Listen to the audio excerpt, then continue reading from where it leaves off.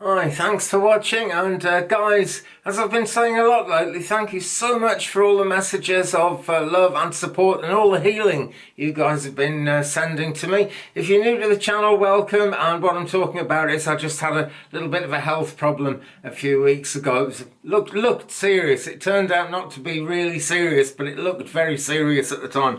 So I am grateful and delighted for all that healing, which is probably why it turned out not to be as serious as it looked actually, but also grateful and delighted for all of your support. Anyway, it is the week of Samhain. Samhain, it's spelled Samhain, but we pronounce it Samhain over here. Halloween, in other words, is coming up on the 31st of October, this Sunday ahead of us. If you're watching in the future, that is absolutely coolio. The best time to watch these videos is right now, at the time that you're actually drawn to them. That's how we roll. That's how it works. Now, another thing that is always how we roll and always how it works is I've picked out 5 cards here, and we are going to go 1, 2, 3, 4, 5.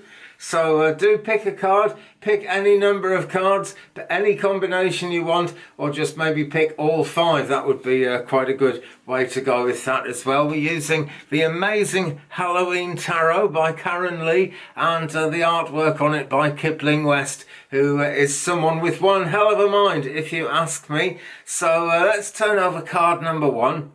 Anyway, because it's Halloween week, this won't be the only time I read the Halloween Tarot this week. It's the deck of the moment, most certainly. But anyway, right, card number 1. Did you pick card number 1, friends? If you did, it is this one. It is the Temperance card. There it is. And so here we've got this witch, and she is stirring up the cauldron. Now that cauldron represents the way we try and mix the aspects of life together to try and come up with a successful kind of combination for all the things that might be going on in our lives at any one time. And goodness knows we've all got a lot going on at the moment. It's part of being a human being right now. So you've got eye of frog, wing of bat, and all that stuff going into the cauldron, and hopefully something good is going to come out of it.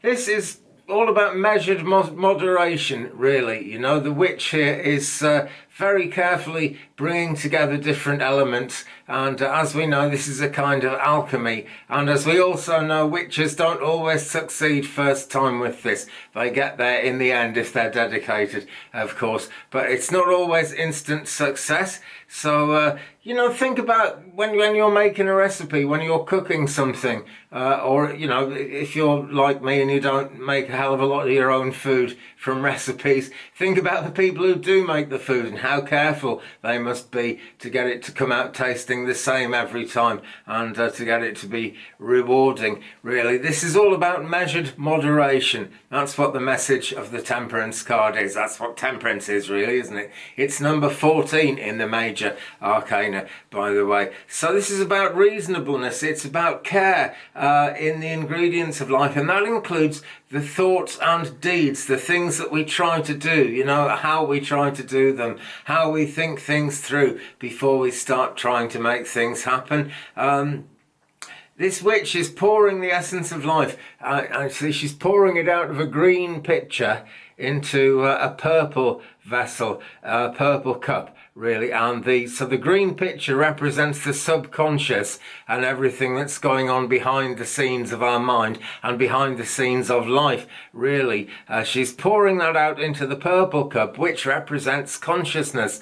And purple is a wonderful healing colour. But isn't that just how healing works? You know, we use subconscious energies, or energies that we perceive and feel subconsciously, and bring them out into reality and heal people. So this is about blending the conscious with the subconscious. And the witch has got 1 foot in water.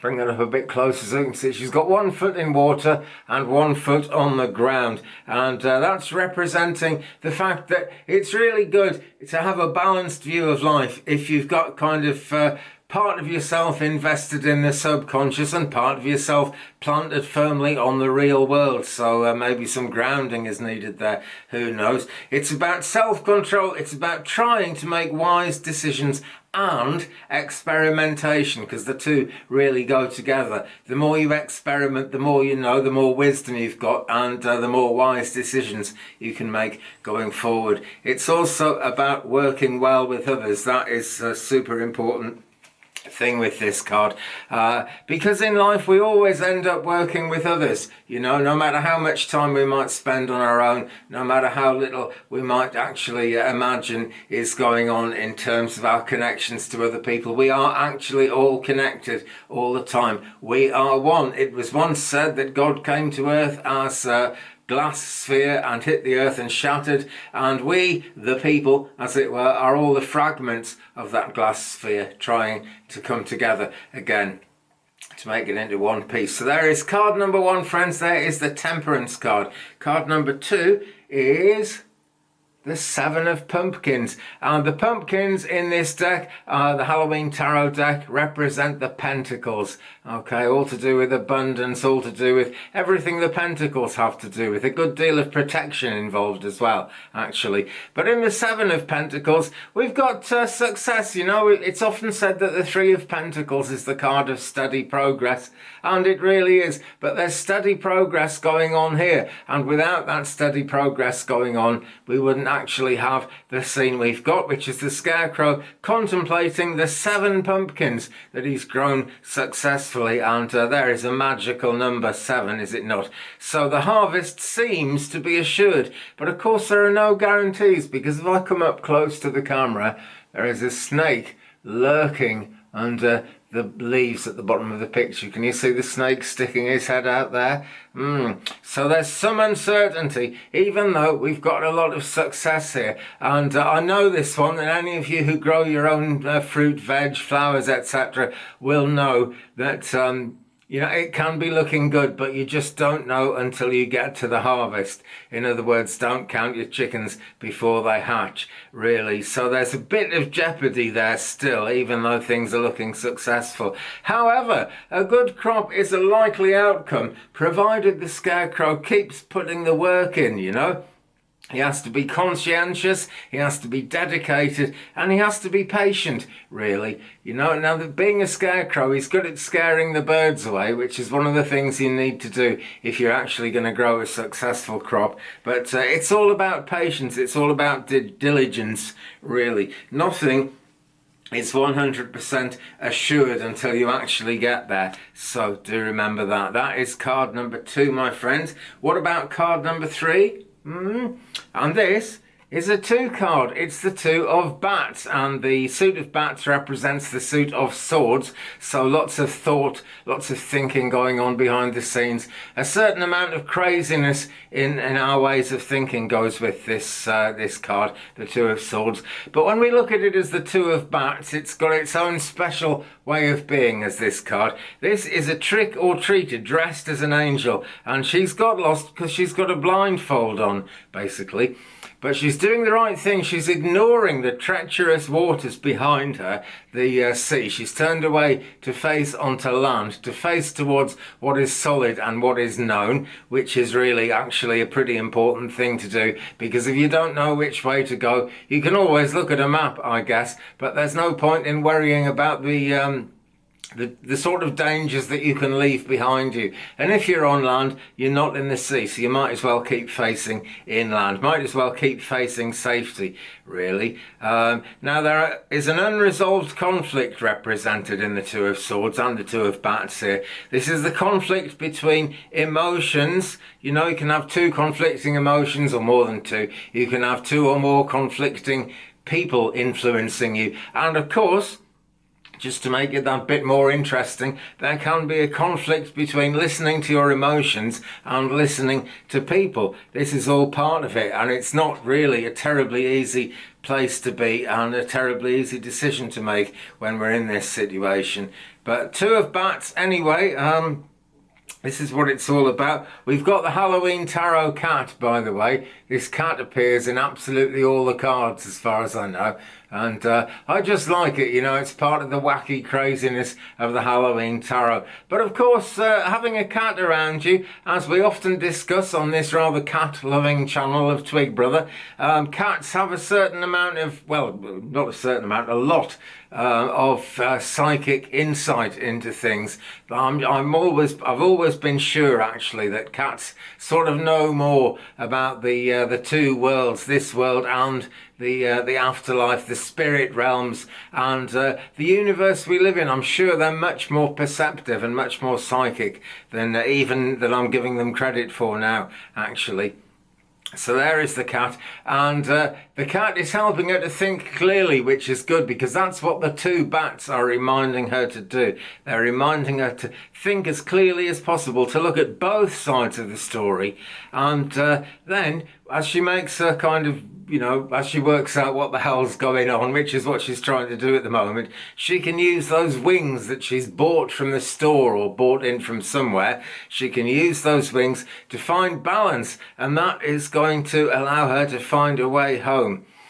So there's a lot of duality in this. We have to think about opposites when this card comes up. Relationship tensions maybe. Indecision is always a thing with this too. And it's that lifelong thing that we all go through just about every day. It's the search for compromise and balance. That is what the Two of Bats is all about, and that is the middle card of the reading. So that essentially, friends, is the heart of the matter. Always be looking for balance. It really is a powerful thing when you can find balance. I'm just going to find some tea. I do love my tea, but I'm a crazy English guy. That's what I do. I drink tea. Okay, so what have we next then? Card number 4. Did you pick card number 4? It's a good square solid number. Let's take a look at card number 4. Here it is. It's the Emperor. And the Emperor in this deck is essentially Frankenstein. Great stuff. So Frankenstein really represents in all our minds, I think, the duplicity. It's domination or domination backfiring. I mean, both of those things are powerful parts of the Frankenstein story. He is immensely strong, and it can, and I think does in the movie, all go pretty badly wrong. So it's a fine balance, you know, control or lack of control, domination or screw-ups. A stable, solid leader is usually what the Emperor represents, but this is a reminder that emperors can get it wrong sometime. But he is essentially a lot more solid and a lot more stable than the wild abundance of the Empress, who is Bride of Frankenstein in this deck. He's chained to the chair, so he's restricted, you know. Those chains represent the restrictions that go with authority. You know, if you're a ruler, you have certain responsibilities. And all of us in this world, no matter how much success we experience, are bound by the laws of nature. I've just been watching Snowpiercer on Netflix, actually. That's my sort of thing at the moment. And there's this very rich guy who is able to create a train that goes all around the world. And it never needs to, well, I mean, in the story it has to stop a few times. But in theory, this train is never meant to stop. And he's the one guy left in the world that owns everything. So you'd think he'd be pretty solid. But he has lots and lots of troubles, lots of weird, crazy things going wrong in this story. And isn't that true to life, friends? You know, Frankenstein, very strong character, and the Emperor, generally speaking, a very strong character. But you just never know what the laws of nature are going to throw up. He's got rock walls all around him, very, very steady, very stable, but they offer absolutely nothing new. And through the gap in those rock walls, just to one side there, we've got the vision of the icy mountains with the stars. Very beautiful vision, actually. That's what it looks like out of my window a lot of the time in winter, and I rather like the look of that. But still, you know, it's a coldness there. But that coldness and that calculating attitude lies beneath all the warmth in life, all the colour of life, and all the, you know, all the abundance of life. Really takes a bit of cold calculation. So we're looking at a fairly strict view of authority here. And if you picked this card, friends, I guess the message is to try and take charge of your own life. as much as you can, but of course being mindful that things can backfire, different things can happen. But it's about leadership, strength, it's about dominion, really, and all of us are in charge of something somewhere along the line, especially when we feel like we're not in charge of anything. That's when we've really got to take full charge of our own lives and take responsibility for our actions. It's also about facing up to the consequences of our actions as well. You know, really kind of quite a difficult thing to find the balance all the time. I think we're always looking for that balance, are we not? Anyway, there we go. Let's have our outcome card now. Let's see what card number 5 is. If you picked all 5, this is your outcome, friends. If you picked number 5 in any of your combinations, well, here's card number 5, and it is the 6 of Imps. There they are, the 6 of Imps, representing the 6 of Wands, and also representing victory, which is rather good for the last card in this spread, is it not? All 6 of the Imps are riding the horse there, and they're riding around on that horse to announce their success to the world. There's been a meaningful victory, well-earned success. So if you've had that victory, great. If you drew this card and you haven't had that victory yet, then something positive is coming down the pike towards you. Something good is really very strongly indicated here. Meaningful victory, well-earned success, gratification from a job well done. You know, you'll get out whatever you put in. You really will. But it's important with the 6 of Wands, generally, and in this version of it as well, the 6 of Imps, it's important to remember all the people and all the sort of happenstances that brought you to this victory, that brought you to this positive point in time. So it's about success, it's about recognizing, you know, other people, other circumstances that got you where you are now. It's about stability, optimism, triumph, and more importantly, advancement.